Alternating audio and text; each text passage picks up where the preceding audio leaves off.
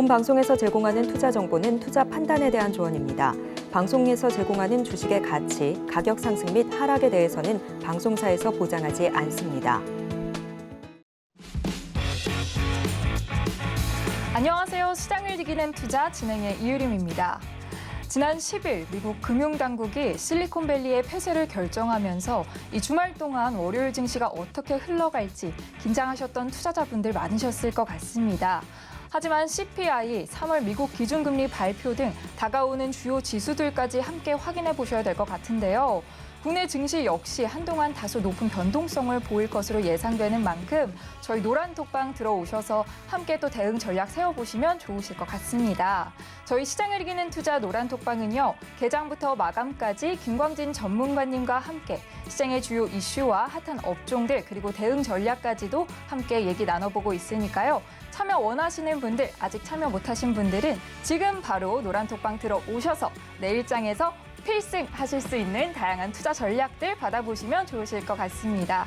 참여 방법은요. 아래 하단에 보이는 QR코드, 스마트폰 일반 카메라 켜셔서 링크 스캔해서 들어오셔도 되고요. 이 방법이 다소 어렵다 하시는 분들은 문자 받는 번호 샵 0082번으로 이기자 이 세 글자만 보내주시면 저희가 쉽게 들어오실 수 있도록 링크를 문자로 보내드리겠습니다. 본 방송에서 제공하는 정보는 투자 판단에 대한 조언일 뿐 해당 주식의 가치와 수익률을 보장하지 않습니다. 서울경제TV는 자본시장법을 준수하며 1:1 투자 상담, 유사수 신행위 등 모든 불법 사항을 엄중히 금지하고 있습니다. 서울경제TV, 서울경제신문은 당사의 브랜드입니다. 최근 당사를 사칭한 피해가 특히 늘고 있으니 이 점 각별히 주의하시기 바랍니다. 그럼 시장을 이기는 투자, 지금 본격적으로 시작해보겠습니다.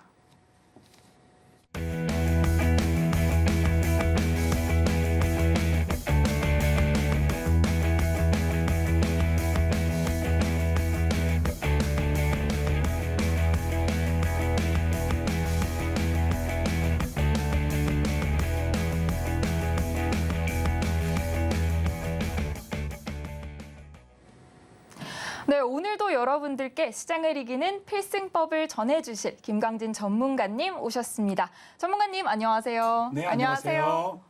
네, 전문가님 오늘 방송을 통해서는 또 시청자분들하고 처음 만나 뵙게 됐는데 네네. 간단한 각오와 또 소개 부탁드립니다. 네, 시청자 여러분 안녕하십니까? 오늘부터 시장을 이긴 투자 여러분과 함께할 김광진입니다. 제가 방송이 처음이라 많이 긴장되고 떨리는데요. 시청자 여러분의 많은 아량과 양해 부탁드리겠습니다. 네, 오늘 김광진 전문가님의 좋은 방송 또 기대해 보겠고요. 네, 이제 본격적으로 장 마감 상황 간단히 시작해 보겠습니다. 네, 미국 실리콘밸리 은행의 파산이 주말 사이 전 세계 금융권에 긴장감을 불어넣었습니다. 오늘 우리 증시는 다소 안정적으로 마감을 하는 모습이었는데 아무래도 미국 역사상 두 번째로 큰 규모의 은행의 파산이었기 때문에 이 증시에 끼치는 영향성 앞으로 또 긴장하지 않을 수 없겠는데요. 전문가님 자세한 오늘 우리 증시 소개 부탁드립니다. 네. 지난주 미 증시가 장중 잠시 상승을 보였다가 규제 당국의 실리콘밸리 은행 파산 소식으로 낙폭을 확대하며 하락 마감했습니다. 오늘 우리 증시 역시 파산 여파로 인해서 코스피가 2,370선을 깨고 코스닥 역시 770선을 위협하기도 했으나 오늘 앵커님께서 말씀해 주셨다시피 양시장 모두 안정을 되찾았습니다. 네. 자, 이러한 상황에서 저는 저의 시향관을 한번 말씀드리고 싶은데요. 네. 실리콘밸리 은행 파산 여파와 그리고 앞으로 발표될 CPI가 좋은 모습으로 나올 거다 이런 얘기가 있잖아요. 이런 내용들이 미국이 이번 기준금리 상승이 빅스텝이 아닌 베이비스텝, 네. 베이비스텝 즉 25bp 상승으로 그칠 거라고 생각을 하고 있습니다. 그래서 이러한 시황에서는 달러 인덱스가 하락된다든지 워낙 환율이 상승된다든지 네. 미국 국채 수익률이 하락되면 이것이 하나의 우리 증시에 변곡점으로 작용해서 기존 개별주 순환매 장세가 아닌 일시적으로나마 그것들이 마감되고 3월 말 그리고 4월까지는 네. 코스피 대형주가 시장의 상승을 이끌 것으로 저는 판단하고 있습니다. 네. 그래서 시청자 여러분께서 로봇이나 AI, 2차 전지에 지금 집중하고 계신다면 이런 기존 테마주의 비중을 조금 줄여주시고 코스피 대형주의 비중을 조금 늘려주신다면 앞으로 있을 코스닥 성장주들이 조정이 나올 때 이럴 때가 저가 매수의 기회로 시청자 여러분들이 삼으실 수 있고 이것이 시청자 여러분들의 수익률을 극대화할 수 있다. 이렇게 판단하고 있습니다. 그래서 저는 이런 시황들을 여러분께 꼭 알려드리고 시작하고자 해서 말씀드렸습니다. 네. 또 저가 매수의 기회로 활용해 보면 좋겠다고 말씀을 해주셨는데 함께 또 노란 톡방을 통해서 더 많은 소통 나누면 좋을 것 같고요. 네, 이제 본격적으로 내일 시장을 위해 주목해야 할 핫 이슈들 알아보겠습니다. 화면을 통해 내일을 이기는 핫 이슈 지금 바로 확인해 보시죠. 내일을 이기는 핫 이슈. 미국 역사상 두 번째로 큰 규모의 실리콘밸리 은행이 사실상 파산했습니다. 첫 번째 이슈는 미 실리콘밸리 은행 파산 파장입니다. 유럽판 인플레이션 감축법이 다가오는 14일 발표됩니다. 두 번째 핫 이슈는 유럽 핵심 원자재법 발표입니다. 애플페이가 마침내 국내에 상륙합니다. 세 번째 이슈는 애플페이입니다.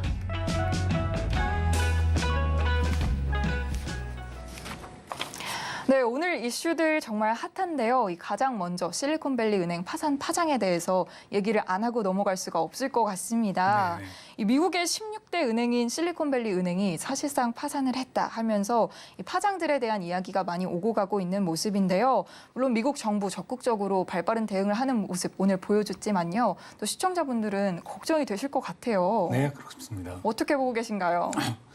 앞서 제가 말씀드렸다시피 저는 이것을 하나의 해프닝으로 보고 있습니다. 2008년 금융위기 이후에 최대 규모 그리고 미국 역사상 두 번째로 네. 큰 규모의 은행 파산. 물론 파산한 은행 중에 두 번째라는 얘기입니다. 역대 1위는 워싱턴 뮤추얼 은행이었는데요. 네, 이런 내용 들으시면 앵커님께서는 어떻게 생각하시나요? 조금 긴장도 되고 큰일 난 거 아니야? 이런 생각 듭니다. 네, 저도 그래서 지금 이 이슈를 들고 왔는데요. 시청자 여러분께서 아마 많이 불안해하시고 걱정하셨을 거라고 생각합니다. 하지만 오늘 장을 보니까 네. 시장에서는 역시 시청자 여러분, 특히나 투자자 여러분들께서 정말 현명하고 똑똑하시다라는 생각을 다시 한번 할 수밖에 없었습니다. 네. 저는 많이 불안해하실 것 같아서 위로 차원에서 핫 이슈를 들고 왔는데 네. 제가 좀 민망하게 됐습니다. 네, 오늘 강 보합으로 또 마무리를 하면서. 네네, 맞습니다. 네, 이 금융권의 시스템적 문제로 번질 확률이 좀 제한적이다 이런 얘기들도 있는데 네네. 어떻게 생각하시나요? 네, 저 역시 그렇게 생각하고 있습니다. 일부에서는 네. 중소형 은행들이 연쇄도산해서 이게 새로운 금융위기의 불씨가 되는 것이 아닌가라는 내용 얘기가 나오기도 하고 또 네. 말씀해 주셨듯이 제한적일 거다 이런 내용이 시장에서 돌고도 있는데요. 저는 이 내용들이 시스템적 문제로 번질 확률이 아주 제한적이다라고 판단하고 있습니다. 네. 이러한 이유로 저는 세 가지를 들 수 있는데요. 첫 번째는 미국 대형은행의 유동성이 풍부하다라는 점들 예로 들고 싶습니다. 네. 예를 들면은 미국 대형은행의 예대율이 평년의 80% 수준에서 지금 69% 수준으로 굉장히 낮은 수준입니다. 그만큼 유동할 수 있는 여유 자금이 많다는 얘기고요. 네. 이래서 시스템적 문제로 번질 확률이 크지 않다라고 할 수 있겠고요. 두 번째로는 실리콘밸리 은행이 본업이 아닌 미국 국채 투자에서 손실을 봤다는 점입니다. 네. 네, 은행 본업이 예금을 받아서 대출을 해주는 이런 부분인데요. 이 부분이 아닌 국채 투자에서 한 18억 달러 정도 손해를 본 것으로 이게 트리거가 돼서 네. 지금 이런 사태가 이뤄진 것이 실리콘밸리의 특수성 때문이지 일반 은행으로 번질 확률은 극소하다. 네, 그렇습니다. 네. 그리고 세 번째로는 미국과 영국 정부들 그리고 각국 정부들의 긴급 대응입니다. 2,090억 달러에 대한 자산 압류, 네. 그리고 예금 전액 보증, 그리고 피해 기업에 대한 긴급 유동성 지원 등 이런 내용들이 긴급하게 그리고 신속하게 나왔기 때문에 앞서 말씀드린 것과 같이 이것이 시스템 문제로 번질 확률은 정말 작다라고 생각하시면 되고 크게 걱정하지 않으셔도 될 듯합니다. 시청자 여러분께 정말 쉽게 얘기 드리자면 비약이 큰 얘기지만 다단계 업체 하나가 돌려막기를 못해서 네. 망했다. 이렇게 생각하셔도 무방할 정도로 그냥 하나의 해프닝으로 생각하셔도 될 것 같습니다.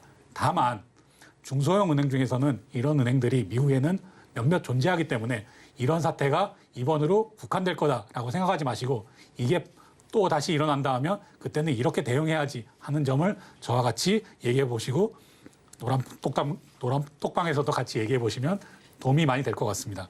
네. 또 시청자분들이 그럼 어떻게 또 이 투자적으로 대응을 해야 할까요? 뭐 단기적으로는 유동성이 뭐 공급되고는 있지만은 네. 시장의 변동성을 충분히 잠재우지 못할 확률도 조금 있습니다. 하지만 뭐 CPI 발표라든지 선물 옵션 동기 만기일이 지나거나 또 금리 발표가 이루어지고 난 이후 그 전후로 해서는 이런 이벤트가 전부 끝나고 나면 아마 시장은 안정화되는 그런 모습을 보일 것으로 예상되기 때문에 정말 너무 걱정하지 마시고 그냥 지금 하던 대로 계속 투자를 이어가시기를 저는 네. 추천드리겠습니다. 네. 관련된 부분 또 차트를 통해서 한번 설명해 주시면 또 시장의 움직임을 파악하는데 투자자분들도 더 도움이 될 것 같습니다. 네. 차트 한번 보고 설명드리겠습니다. 네. 네. 오늘 제가 차트 보여드릴 종목은요. SCI 평가 정보라는 종목인데요. 이 종목을 제가 왜 보여드리느냐. 지금 당장 이 SCI 평가 정보를 사셔라라는 말이 아니라 시장이 어떻게 흘러갔는지 한번 살펴보기 위해서 오늘 SCI는 이렇게 급등하는 모습을 보였다가 쭉 밀리는 모습을 보였는데요. 이것이 제가 앞에 말씀드린 이 내용을 그대로 증명한다라고 보시면 되겠습니다. SCI 평가 정보는 채권 추심을 담당하는 그런 업체로 위기가 이슈화될 때마다 이렇게 급등하는 모습을 보이는데요. 이렇게 급등했다가 하락 반전되는 이 모습은 시장이 안정됐구나. 네. 크게 걱정하지 않는구나. 이렇게 봐도 무방할 거라고 생각합니다. 네. 네, 전문가님께서 차트를 통해서 또 이 실리콘밸리 파산 파장에 어떻게 대응을 해야 하는지 설명해 주셨는데요. 자세한 이야기 더 소통 원하시는 분들은 지금 노란 톡방 들어오셔서 같이 이야기 나눠보면 좋을 것 같습니다. 참여 방법은요. 아래 하단에 나가는 QR코드, 스마트폰 일반 카메라 켜고 스캔에 링크 클릭해 들어오셔도 되고요. 이 방법이 다소 어렵다 하시는 분들은 문자 받는 번호 샵 0082번으로 이기자 세 글자만 보내주시면 저희가 쉽게 참여할 수 있도록 링크를 문자로 보내드리겠습니다. 네, 이렇게 첫 번째 이슈 명쾌하게 풀어봤고요. 두 번째 핫 이슈는 유럽 핵심 원자재법 발표입니다. 초안이 오는 3월 14일 발표가 될 예정인데요. 이 미국 인플레이션 방지법에 이어서 유럽 핵심 원자재법도 함께 추진이 되면서 이 두 시장에 진출하려던 2차 전지 또 배터리 업계에 영향이 미칠 것으로 판단이 됩니다. 살펴볼 핵심 내용에는 어떤 것들이 있을까요? 네, 앵커님께서 말씀해 주셨다시피 유럽 핵심 원자재법이 현지 시간 3월 14일 법안 발표될 예정입니다. 네. 네, 이 핵심 내용으로는 유럽에서 생산, 재활용되는 리튬, 코발트 등 핵심 원자재의 보조금 혜택을 주는 내용인데요. 첫 번째로는 핵심 광물 구매 기관을 신설하고 두 번째로는 신규 프로젝트 인허가를 간소화하고 보조금 승인 절차를 완화하는 등의 내용을 담고 있을 것으로 예상되고 있습니다. 이러한 내용은 중국의 의존도를 낮추고 그리고 미국 IRA 법안에 대응해서 핵심 원자재를 유럽 자체적으로 확보하자 이런 내용을 담고 있는데요. 네. 이런 내용에 따라서 정말 우리나라 전기차나 아니면 2차 전지 업체가 비상에 걸렸습니다. 네, 구체적으로 관련해서 국내 2차 전지 업계에 미칠 영향 좀 풀어주시죠. 네, 국내 2차 전지 업계에서도 많은 긴장을 하고 있는데요. 이것이 법안 내용이 실제적으로 어떻게 우리에게 반영될 것인가 하는 부분이 명확하지 않기 때문에 지금 불안감에 휩싸여 있는 것입니다. 네.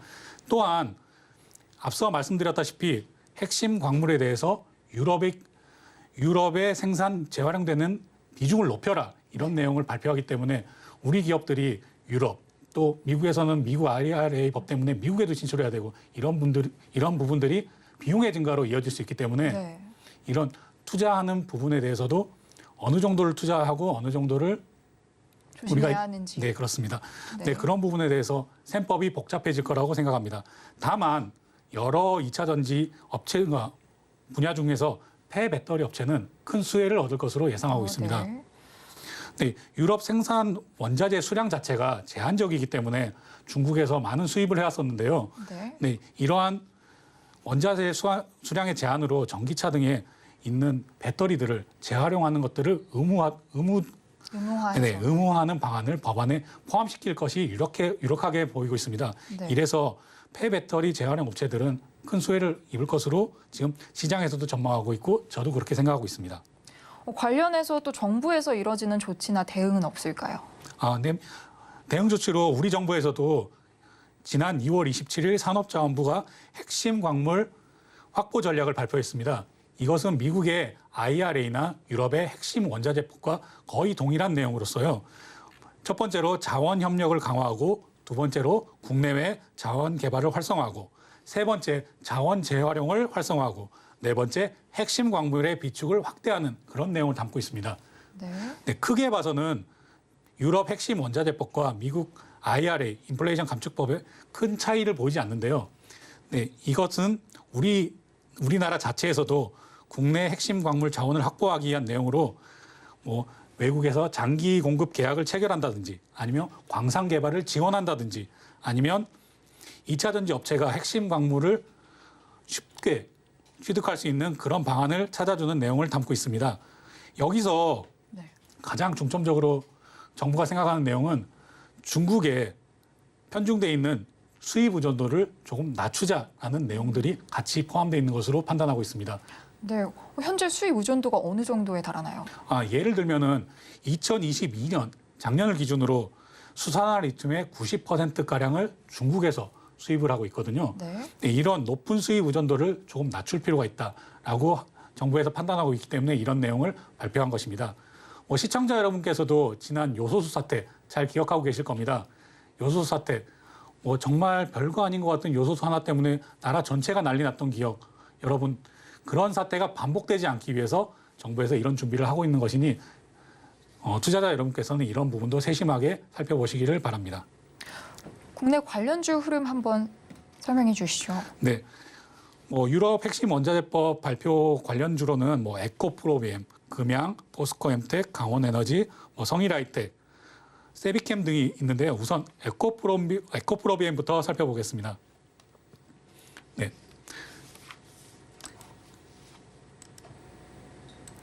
네.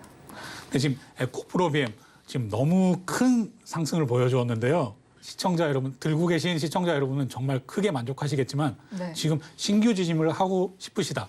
지금 MC님 같으면 이 자리에서 사실 수 있으신가요? 저는 조금 걱정이 될 것 같습니다. 지금 들어갔다가 떨어지는 건 아닌지. 네, 맞습니다. 지금 에코프로비엠 같은 경우에 20만 원 선에서 지금 등락을 거듭하고 있는 이런 모습을 보이고 있는데요. 지금 에코프로비엠을 지금 당장 사시기보다는 전고점인 17만 원대, 16만 원대 이하로 내려왔을 때 분할 매수를 하시는 게 좋은 전략이라고 판단하고 있습니다. 그리고 제가 앞서 설명드렸다시피 3월 말에서 4월 중에는 코스피 대형주 매매를 조금 하시다가 에코프로비엠이나 이런 2차 전지주가 조금 기간 조정을 보이고 가격 조정을 보인다. 이럴 때 신규 매수 들어가시기를 추천드리겠습니다. 네, 조금 하락 조정 후에 매수에 들어가시는 게 좋겠다는 전문가님의 의견이었고요. 네, 마지막 핫 이슈 들어가 볼 텐데요. 마지막 핫 이슈는 애플페이입니다. 네, 아무래도 이 아이폰 유저가 국내에 많은 만큼 처음 애플페이가 국내에 상용화된다는 소식이 들렸을 때 이 기대감이 상당했던 것 같습니다. 저 역시도 애플페이의 상용화를 기대했던 사람 중 하나였는데 이 이슈 한번 풀어주세요, 전문가님. 네, 애플페이 수년 동안 애플페이가 들어온다, 아니다, 들어온다, 아니다. 네. 정말 헷갈리게 했잖아요, 우리를. 네, 그런데 진짜 이번에는 3월 말에 국내 서비스를 시작한다고 합니다. 네. 네, 애플페이가 어떤 것이냐 다시 한번 정리해 드리겠는데요. 애플페이는 사용자만 해도 전 세계 5억 명 이상을 가지고 있는 정말 강력한 결제 수단입니다. 아이폰 사용자의 한 52% 정도가 이 애플페이를 사용하고 있는데요.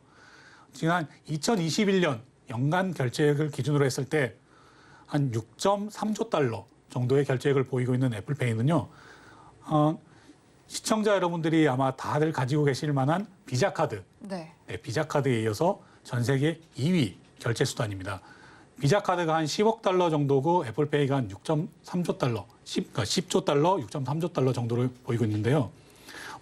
시청자 여러분께서 비자카드도 많이 가지고 계시겠지만 마스터카드도 많이 가지고 계실 텐데요.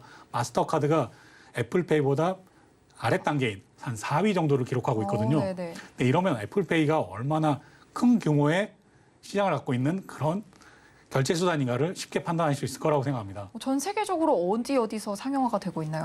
네. 애플페이는 현재 전 세계 75개국에서 지금 사용이 가능하고요. 애플페이가 사용 가능한 나라는 우리 옆에 중국이나 일본에서도 사용이 가능하고 대만에서도 사용이 역시 가능합니다. 안타깝게도 OECD 국가 중에서는 우리나라와 튀르키예 정도만 사용이 안 되고 있고요. 그 외에는 모든 국가에서 OECD 모든 국가에서 사용이 가능합니다. 네. 이제 이런 애플페이가 우리 시장에도 3월 말에 들어오게 되는데요. 시청자 여러분께서도 정말 관심이 많으실 거라고 생각합니다. 네. 네, 지금 CU나 GS25, 세븐일레븐 이런 편의점뿐만 아니라 롯데백화점, 현대백화점 이런 백화점 그리고 롯데마트, 홈플러스 이런 대형 마트에서도 사용이 가능한 것으로 지금 알려져 있는데요. 네. 앞으로 GS 칼텍스도 된다 아니면 그 외에 다른 것도 된다. 이렇게 계속 연이은 뉴스가 이어질 거라고 생각하고 있습니다. 현재는 이 버스나 지하철에서는 이용이 안 되고 또 많은 분들이 이용하고 계시는 이 스타벅스에서도 이용이 어렵다 해서 이용 범위에 대해서도 많은 불편함을 겪으실 걸로 예상이 됩니다. 앞으로 어떻게 개선될 예정인가요? 이 부분이 아마 애플페이의 파급력을 결정할 텐데요. 네, 앵커님께서 말씀해 주셨다시피 지금 교통카드가 될까 말까 이런 논의가 한창 진행 중이고 있습니다. 근데 이런 부분은 아마 T1이나 아니면 캐시비 같은 국내 업체와 협의를 통해서 금방 해결될 것으로 보이고요. 네. 그러나 이것 외에도 처음 출시될 때는 현대카드만 사용이 가능할 것으로 보이기 때문에 불편함을 느끼실 수도 있고 또 NFC, 즉 무선 데이터 통신 기술이 적용되지 않는 그런 단말기에서는 결제가 안 되기 때문에 네. 이런 부분도 사용자가 불편함을 느낄 수 있습니다. 관련주 한번 설명해 주시죠, 전문가님. 관련주 설명드릴 텐데요. 네네네. 네, 관련주로는 네. 한국정보통신입니다. 네, 이 애플페이가 상용화될 것이라는 기대감에 또 요즘 어떤 국내주가 테마주로 떠오르고 있는지 시청자분들이 많이 궁금하실 것 같습니다. 관련주 한번 살펴보겠습니다. 네, 한국정보통신 설명드리겠습니다. 제가 좀 전에 말씀드렸다시피 전체 가맹점 290여만 곳 중에 10%밖에 NFC가 적용되지 않습니다. 네. 지금. 그렇기 때문에 앞으로 90% 나머지를 어떻게 채울 것이냐가 애플페이의 성공 그리고 파급력을 결정하는 큰 내용일 텐데요. 이 한국정보통신에서는 이 NFC 단말기를 생산, 보급하고 있습니다. 그렇기에 지금 보시면 이렇게 큰 상승을 보인 수급이 몰리면서 큰 상승을 보인 이런 내용들, 이게 전부 다 애플페이 관련 뉴스가 나왔을 때 얘기거든요. 네. 근데 이번에도 애플페이 관련 뉴스가 나왔을 때 같은 상승을 보여줄 거라고 예상하고 있기 때문에 지금 현재 구간에서 앞에 전 고점까지는 약간 무리일 수도 있지만 네. 그 중간값 정도까지는 충분히 올라줄 수 있을 거라고 생각합니다. 그래서 애플페이 관련 이슈가 나올 때 한국정보통신 늘 생각에 염두에 주셨으면 하고 있습니다. 네, 또 전문가님께서 말씀을 해주셨는데 이 애플페이와 관련된 자세한 종목들은 저희 노란톡방에서 더 자세하게 이야기 나눠볼 수 있으니까요. 종목들 궁금하시다 하시는 분들은 노란톡 참여해 보시면 좋을 것 같습니다. 참여 방법은요. 아래 하단의 QR코드, 스마트폰 일반 카메라 켜시고 링크 스캔해 들어오셔도 되고요. 이 방법이 어렵다고 하시는 분들은 문자 받는 번호 샵 0082번으로 이기자 세 글자만 보내주시면 저희가 들어오실 수 있는 링크를 문자로 보내드리겠습니다. 참여 방법 지금 화면으로 확인해 보시죠.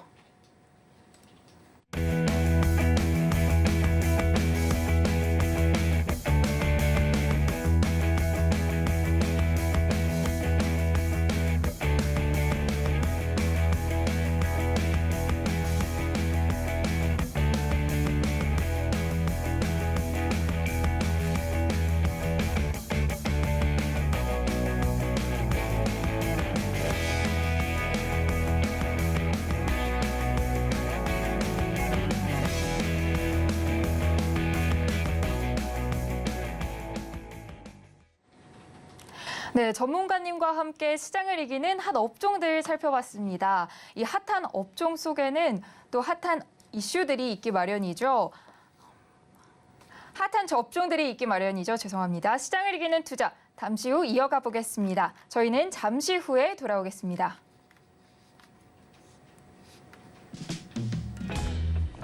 네, 첫 번째 업종은 앞서 다룬 유럽 핵심 원자재법과 함께 주목받는 업종이죠.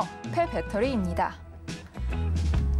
두 번째 업종, 우크라이나 러시아 전쟁이 지속되면서 주목받는 K방산, 방위산업입니다. 마지막 업종, 지속 가능한 에너지에 대한 관심 역시 꾸준히 이어지고 있는데요. 해상 풍력입니다.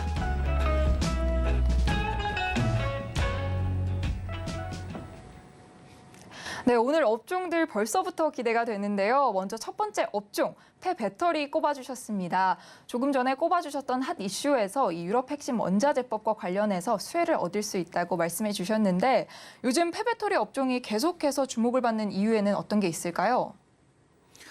앵커님께서는 요즘 주변에 전기차 얼마나 보시나요?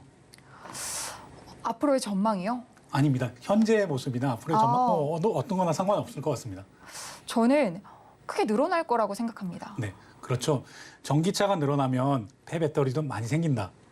이렇게 생각하시는 게 상식일 네. 겁니다. 네. 네, 전기차 폐배터리는 전력 저장 장치 ESS라고 하죠. 이렇게 재사용하거나 아니면 니켈, 코발트, 리튬 등을 추출해서 네. 양극재로 재활용하는 등의 방식으로 폐배터리 재활용 업계가 이렇게 흘러가고 있는데요. 이런 내용들은 히토류의 수입 의존도도 낮춰주고 네. CO2 배출량도 감축하는 등 환경에도 그리고 우리한테도 도움이 되는 이런 내용으로 앞으로 정책적으로 크게 수혜받을 이런 내용이다라고 얘기 드릴 수 있겠습니다. 자, 두 가지로 폐배터리 재활용 시장이 지속적으로 확대되는 그런 내용을 앵커님께서 말씀해 주셨는데요. 네. 이 부분을 좀 더 구체적으로 얘기 드리자면 전 세계의 폐배터리 재활용 시장 규모는 2030년 536억 달러에서 2040년 1741억 달러로 정말 크게 상승하는 이런 네. 모습으로 예상하고 있습니다. 거기다가 지금 말씀해 주셨다시피 아직은 전기차가 엄청나게 많이 보이지는 않을 겁니다. 네. 이걸 글로벌로 보자면 연간 글로벌 자동차 판매 대수가 한 8천만 대 정도 되는데요. 여기에 전기차의 침투율이 현재 한 13%에 불과합니다. 네. 네, 아직은 성장의 규모가 엄청 보이기 때문에 이러한 전기차 폐배터리도 앞으로 연간 33% 정도 지속적으로 성장할 것으로 예상되는 바 여기에 큰 관심을 가지고 여러분께서 주목하셔야 할 거라고 생각합니다. 정책적인 수혜도 있을까요? 네, 맞습니다. 아직까지는 시장이 충분히 커지지 않은 상황이기 때문에 정책적인 수혜를 먼저 보셔야 할 텐데요. 앞으로 폐배터리, 정책적 수혜, 폐배터리 이렇게 기억하시면 좋겠습니다. 다시 말씀드리면 정책 나온다. 폐배터리는 정책이다. 이렇게 생각하시면 쉬울 것 같습니다. 앞서 계속 설명드렸던 유럽 핵심 원자재법 이 내용에도 폐배터리 재활용 의무가 이런 내용들이 필수적으로 포함될 것으로 예상되고 있고요. 또한 한국 핵심 광물 확보 전략에서도 배터리의 재활용 이 내용들이 포함되어 있기 때문에 이런 정책적 이슈로 배터리 관련주들이 좋은 흐름을 보일 거다라고 예상하고 있습니다. 눈여겨볼 주요 국내 기업들에는 어떤 게 있을까요? 세빛캠, 성일하이텍 등이 있을 것 같은데. 네, 맞습니다. 잘 알고 계시네요. 네, 성일하이텍, 세빛캠, 코스모와 그리고 KPS 같은 종목들이 이슈를 많이 받고 있고요. 네. 에코프로 같은 종목도 네. 많은 관심을 받고 있습니다. 이렇게 관심 받는 종목들이 왜 관심을 받느냐 잠시 설명을 드리면요. 성일하이텍 같은 경우에는 삼성 SDI와 배터리 스크랩 불량 셀 등에서 원료를 추출하는 그런 내용을 함께 하고 있고요. 또한 헝가리나 폴란드, 네. 독일이나 스페인은 앞으로 공장이 새로 지어질 거고요. 이렇게 유럽 생산 거점도 확대되고 이런 부분에서 네. 큰 장점을 가지고 있기 때문에 주목받고 있고 또한 성일하이텍은 세계 빅5 안에 드는 그런 리사이클링 회사로 평가받고 있습니다. 근데 이 5개 중에 3군데는 중국 회사이기 때문에 사실상 2개사가 크게 주목받고 있는 탑5 업체다. 이렇게 네. 보시면 될 것 같습니다. 그중에 하나가 성일하이텍입니다. 네. 그리고 에코프로도 폐배터리 원료를 공급받아서 폐배터리 생태계를 이렇게 완성시키는 그런 모습을 보이고 있거든요. 네. 또 세빛캠은 어떻게 보시나요? 네, 세비캠 역시 LG화학이나 캠코와 같이 폐양극재에서 전구체 재활용품을 추출하는 이런 내용들을 같이 하고 있는데요. 이런 내용도 영업이익률이 꽤 높기 때문에 아주 저도 유심히 정보에 관심을 가지시는 그렇습니다. 종목인가요? 아주 관심을 가지고 지켜보고 있습니다. 네. 이 유럽 핵심 원자재법 발표가 되면 또 폐배터리주가 수혜를 얻을 것이라고 말씀을 해주셨는데요. 이 전문가님께서 말씀해 주시기로는 이 정책하면 폐배터리, 폐배터리하면 정책 이렇게 기억을 하시면 좋을 것 같다고 말씀을 해주셨습니다. 우리 시청자분들도 꼭 유의하셨으면 좋겠고요. 또 더 자세한 종목 상담 원하시는 분들은 노란톡방 참여해 보시면 좋을 것 같습니다. 아래 하단으로 나가는 QR코드 스마트폰 일반 카메라로 스캔하셔서 들어오셔도 되고요. 이 방법이 다소 어려우신 분들은 문자 받는 번호 샵 0082번으로 이 기자 세 글자만 보내주시면 저희가 쉽게 들어오실 수 있는 링크를 문자로 보내드리겠습니다. 네, 이어서 다음 업종 살펴볼 텐데요. 이어지는 업종은 방위산업입니다.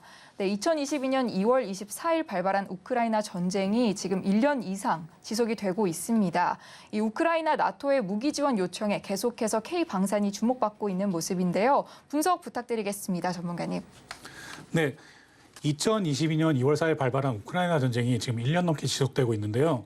현재는 우크라이나 도네츠크주의 요충지인 바흐무트 지역에서 치열한 공방전을 펼치고 있는 것으로 알려져 있습니다. 네.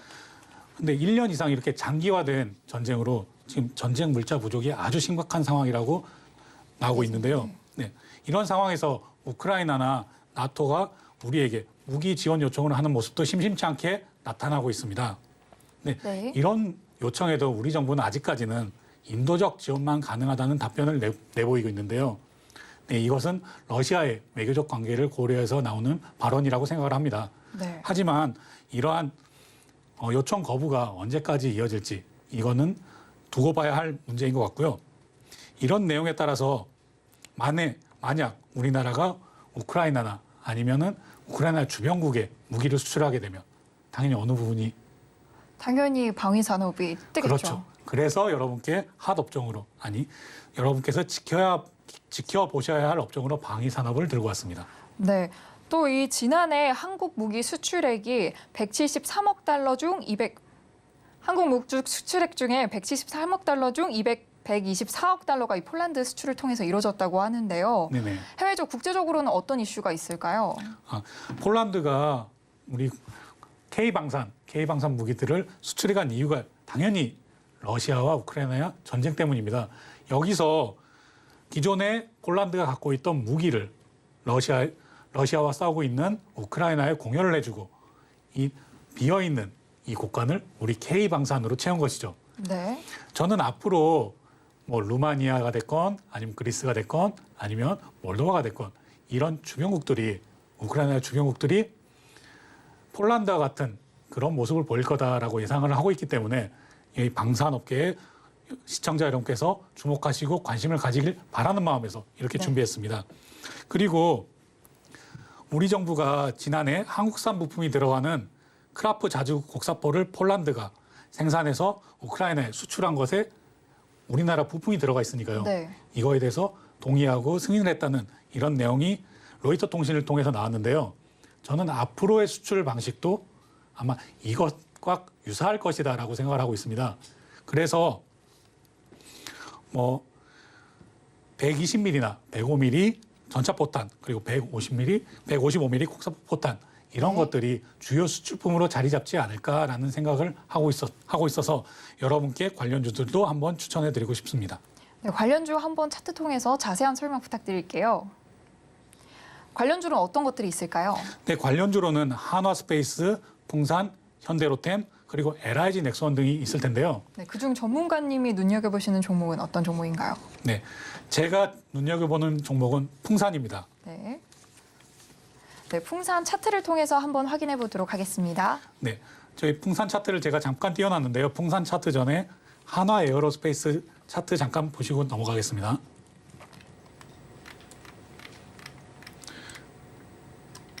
네, 지금 한화 에어로스페이스가 네. 네, 지금 4850원에서 네.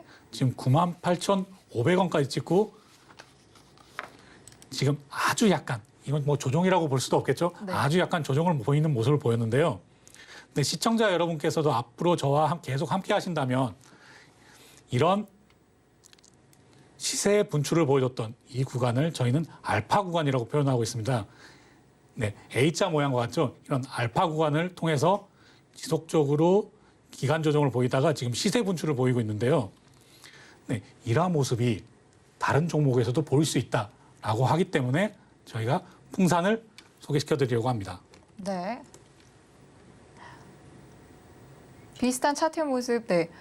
설명해 주시죠, 전문가님. 네, 비슷한 차트의 모습을 지금 보이고 네. 있는데요. 네, 왜 비슷한 모습을 보이고 있느냐?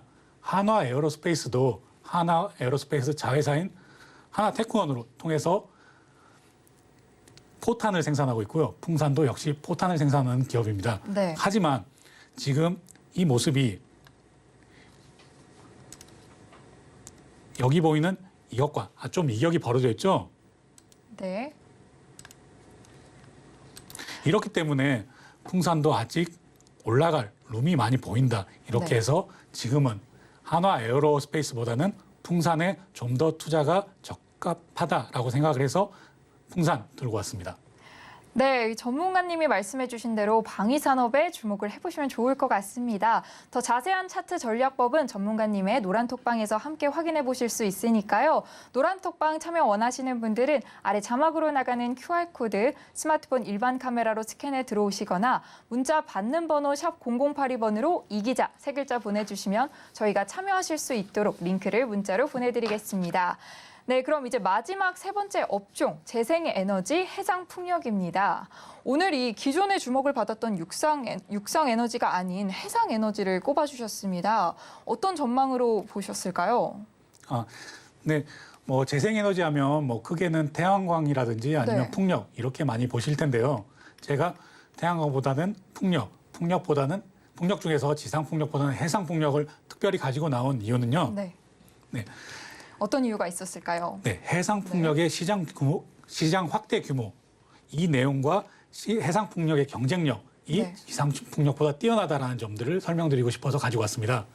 자, 먼저 해상풍력의 시장 규모 확대는 뭐 2021년 네. 10기가와트를 처음 넘어선 이후에 본격적인 확대 구간에 진입하고 있는데요. 네. 2024년에는 20기가와트를 초과할 것으로 예상하고 있습니다.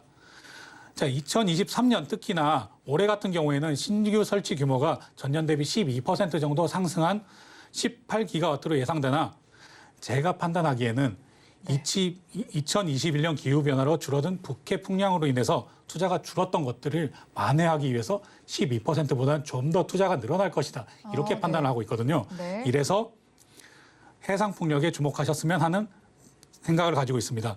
특히나 해상풍력은 기존 육상풍력보다 더 풍부한 풍량으로 인해서 더 큰 경쟁력을 가지고 있거든요. 네. 그리고 해상풍력은 육상풍력보다 더 터빈을 더 대형화할 수 있기 때문에 대형 터빈에 따른 발전량도 증가시킬 수 있고 또한 이 내용이 가장 중요한데 입지적인 제약이 육지보다는 좀 더 축소되고 감소됩니다. 이런 부분에 있어서 해상이 큰 이점을 갖고 있기 때문에 저는 육지보다는 육상보다는 해상. 네, 육상보다는 해상 풍력에 좀 더 주목하셨으면 하는 바람에서 이렇게 가지고 왔고요. 네. 이런 내용은 뭐 아까도 말씀드렸다시피 정책적 수혜도 받을 수 있겠는데요. 미국 IRA 인플레이션 감축 법안에서도 해상 풍력에 따른 세제 혜택이 육상보다 좀 더 유리하게 나와 있고요. 또한 유럽 핵심 원자재법에서도 이 내용들은 똑같이 수혜를 받을 것으로 판단하고 있기 때문에 네. 이 내용 꼭 주목하셨으면 좋겠습니다. 네, 이 해상 에너지 어떻게 접근해야 할지 당장 또 단기 분할 매수에 들어가야 하는지 아니면 장기적인 관점에서 바라봐야 하는지 투자자분들은 좀 결정이 어려우실 것 같습니다. 네, 전문가님 차트를 통해서 조금 간단하게 설명해 주시죠.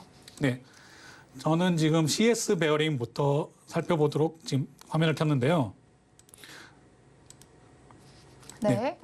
CS 베어링 지금 보시면 뭐 바닥권에 있다가 지금 충분히 상승을 보이는 그런 국면에 있습니다. 네. 여기 앞에 보이는 이런 전 고점까지도 아직 조금 룸이 남았고요. 네. 하지만 제가 말씀드린 이런 정책적 수혜를 바탕으로 해서 이 부분을 뚫어줄 만한 힘을 받을 것이라고 예상하고 있습니다.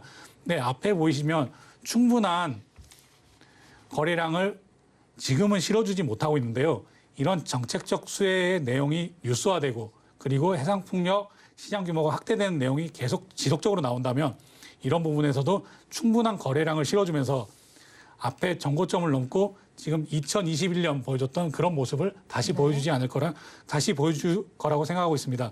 이런 부분에서 제가 앞서 말씀드렸던 것에 추가로 더 말씀드리면 이유도 2022년 12기가와트, 2030년 60기가와트, 2050년 300기가와트 이렇게 10년에 5배씩 규모를 키우거든요. 강한 성장력이네요. 네, 맞습니다. 네. 어디에서도 볼 수 없는 그러니까 이런 성장력을 기반으로 우리나라 이런 CS 베어링이나 CS 윈드 같은 업체들, 뭐 동국 SNC나 유니스는 조금 요즘 뭐 상황이 안 좋지만 이 부분에서도 크게 상승을 보여줄 수 있는 그런 모멘텀으로 작용할 거다라고 생각하고 있습니다. 그래서 이 CS 베어링은 지금 당장 급하게 매수가 들어가기보다는 지금 제가 그어놓은 이 선을 기준으로 천천히 분할 매수를 해가신다면 아마 수익률에 조금 도움이 되는 그러한 내용의 좋은 모습을 보이지 않을까 생각합니다. 네, 이 마지막 업종 해상풍력까지 분석을 해봤는데요. 시장을 이기는 투자팀과 소통을 원하시는 분들은 노란톡방 들어오셔서 또 종목의 더 자세한 전략들 함께 받아보시면 좋을 것 같습니다. 아래 자막으로 나가는 QR코드를 스마트폰 일반 카메라로 스캔해 링크 클릭해 들어오시거나 문자 받는 번호 샵 0082번으로 이 기자 3글자만 보내주시면 쉽게 들어오실 수 있도록 링크를 문자로 보내드리겠습니다. 참여 방법 지금 화면으로 확인해 보시죠.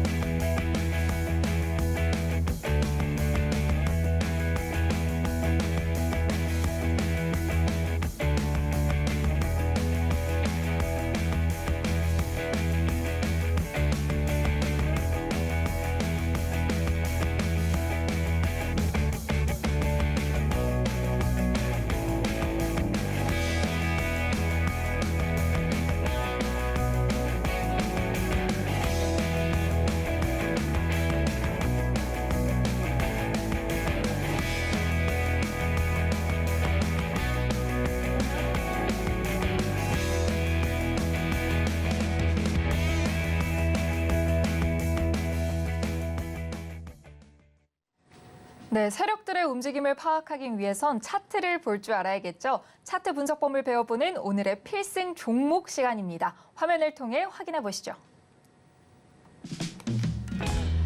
오늘 방송에서 소개해드릴 필승 종목, 성일 하이텍입니다.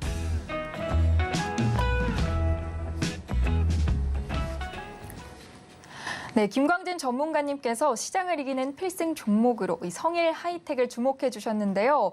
전문가님, 이 성일 하이텍을 주목하신 이유, 차트를 통해 자세한 분석 부탁드립니다. 네, 성일 하이텍 제가 앞서 지속적으로 설명드렸다시피 성일 하이텍 폐배터리 업체죠. 제가 왜 폐배터리에 주목하느냐, 앞서서 계속 말씀드렸던 폐배터리 하면 뭐라고 제가 말씀드렸죠? 폐배터리는 정책, 정책수의 폐배터리, 폐배터리 정책. 이 정책을 앞두고 있기 때문인데요. 네, 유럽 핵심 원자재법. 네, 현지 시간으로 3월 14일 발표될 예정이고요. 이런 정책적 수혜가 있기 때문에 제가 폐배터리 업체인 성일 하이텍 가지고 왔습니다.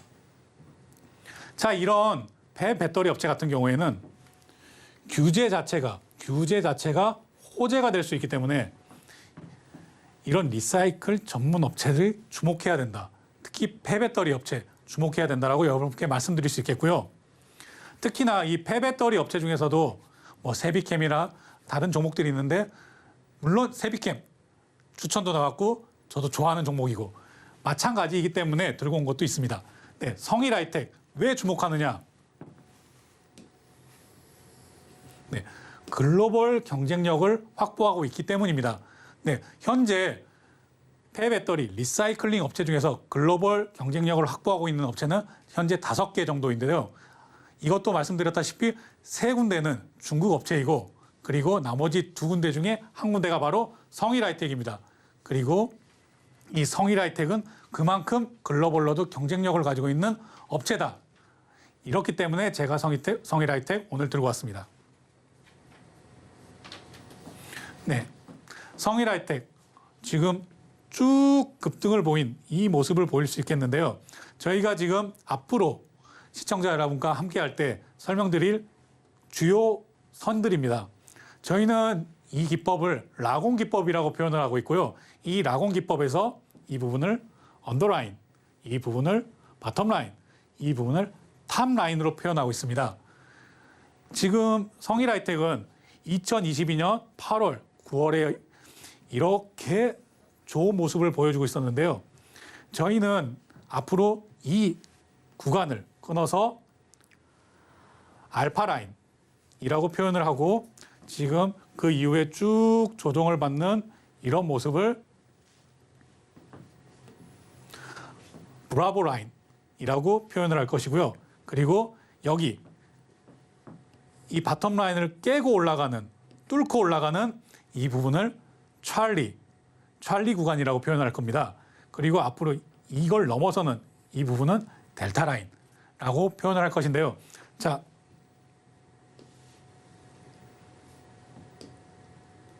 보시면 지금 델타 라인을 깨고 올라왔다가 지금 잠시 찰리 구간까지 조정을 받는 이런 모습을 보여주고 있습니다. 하지만 성일 하이텍 어떤 재료를 들고 있죠? 제가 계속 강조드리는 폐배터리 하면 정책하면 폐배터리 이런 모습을 보이고 있기 때문에 이런 것들, 이런 이슈를 앞두고 있기 때문에 여러분께 이 재료로도 충분하다라고 설명드리면서 지금 이 모습이 약간은 눌림 구간이다라고 판단하시면 될 것 같다고 여러분께 설명을 드리는 겁니다. 여기서 왜 눌림 구간이냐라고 설명을 드린 내용은 지금 보시면 이만큼의 거래량이 터져주었으나 하락을 보이고 있을 때는 그 거래량보다 적은 거래량을 보이면서 하락을 보이고 있는 모습을 보이고 있는데요.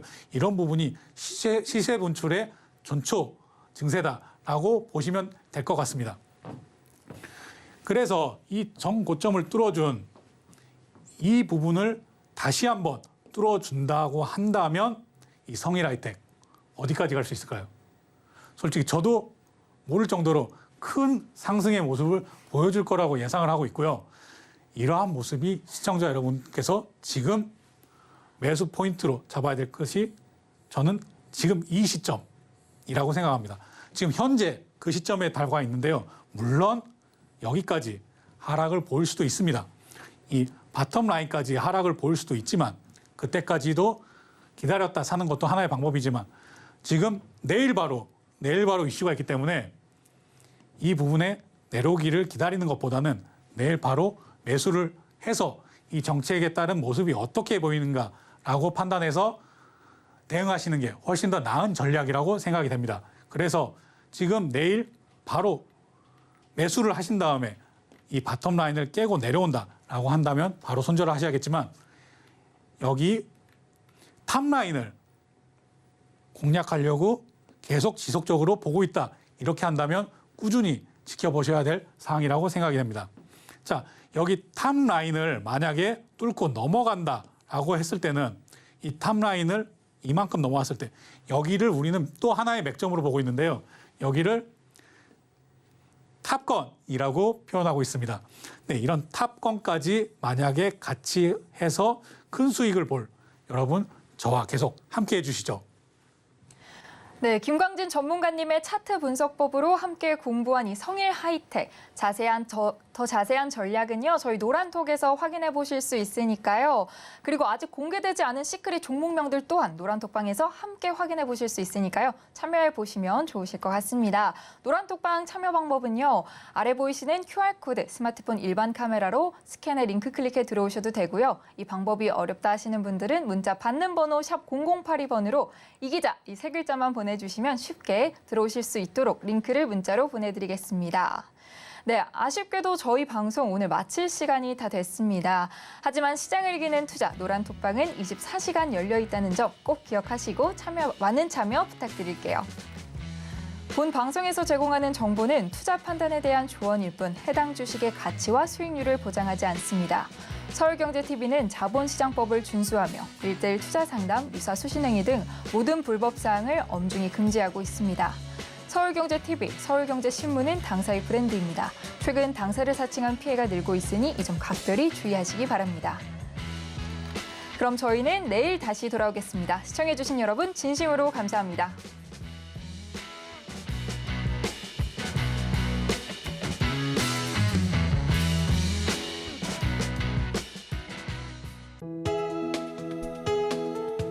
본 방송에서 제공하는 투자 정보는 투자 판단에 대한 조언입니다. 방송에서 제공하는 주식의 가치, 가격 상승 및 하락에 대해서는 방송사에서 보장하지 않습니다.